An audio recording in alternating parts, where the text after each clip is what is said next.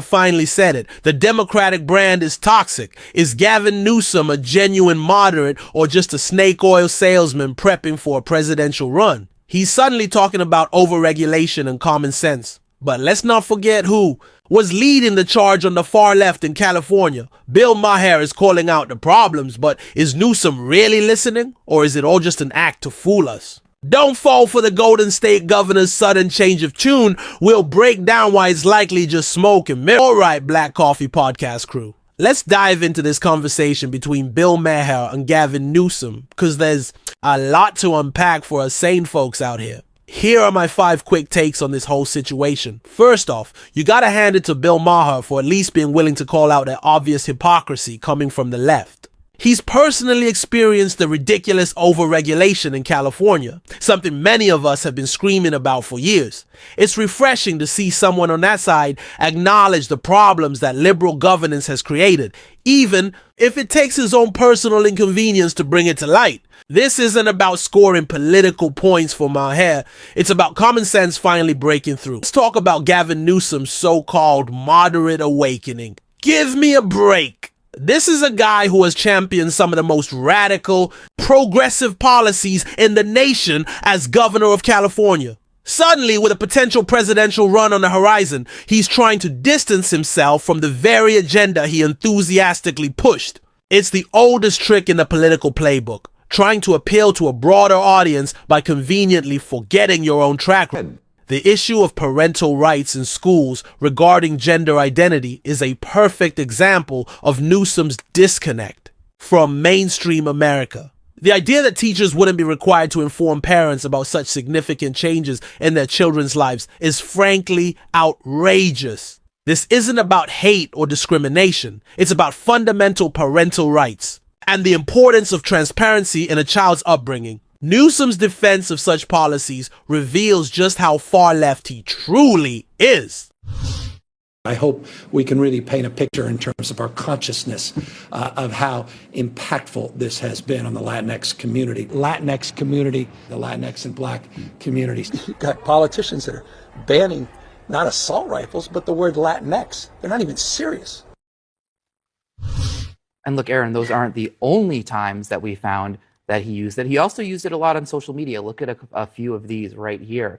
You see there, that is a lot of use of Latinx by him for somebody who said that nobody in his office has ever used that phrase. Right. So that was put upon him. All right. So he's also rewriting history a bit on his stance on transgender issues, which he had a point of view on his podcast, again, just 2 weeks ago. Here's where he is now.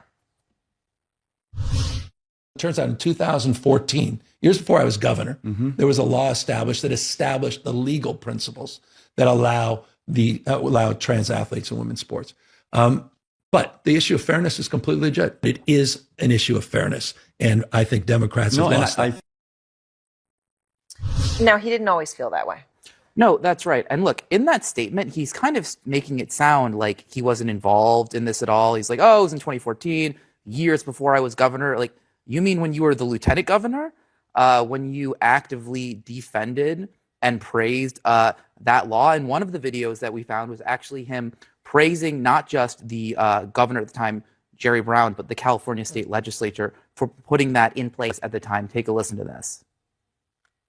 Let's be clear, this sudden shift from Newsom isn't a genuine change of heart. It's pure political calculation. He sees the Democratic Party's brand becoming toxic and understands he needs to appear more palatable to a wider electorate. He's trying to pull a fast one on the American people, hoping they'll forget his long history of far-left governance. Don't be fooled by the smooth talk. His actions in California speak much louder than his current rhetoric. Personally, as a conservative, it's frustrating to see this charade play out. While I appreciate Bill Maher highlighting the failures of the far left, I remain deeply skeptical of anyone like Newsom who suddenly claims to see the light for purely political gain. True moderation comes from conviction, not convenience, and Newsom's record shows a consistent embrace of policies that are out of step with the majority of Americans. We need genuine leadership, not political chameleons trying to ride the wave of public discontent. Thank you for what you did on civil rights, for students in our schools, transgender rights in this state. I mean, okay, so then there's that. Then there's transgender issues, right? Transgender policies. The governor referenced your own reporting on Kamala Harris's support for those taxpayer-funded sex change operations for detained migrants, right? Remember here when we had that conversation? Okay. It sifted the presidential campaign, right? That moment here. So here he is talking about it. Trump's for you. She's for they, them. And devastating. Devastating. Devastating. And, devastating. But let's talk and about, she didn't even react to it, which was even more and let's devastating. Talk about, so he's referring to the ad that they put out using the clip from when you were here. Only a handful of years ago, though, he agreed with Kamala Harris on this very issue. Yeah, and it has been the law in California to allow transition care for prisoners since 2017. Gavin Newsom didn't speak out or say anything about it until now, 5 years later, when it became a political liability. And in fact, he signed a landmark transgender rights bill for prisoners that affirmed their right to have this type of care.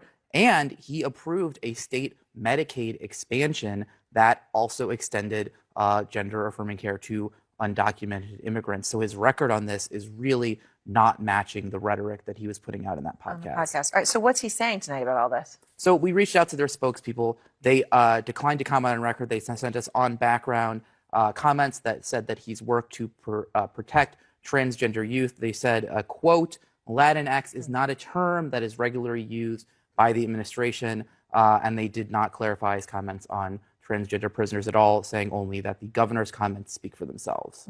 All right. Well, I guess they do. Andrew, thank you very much. K-File.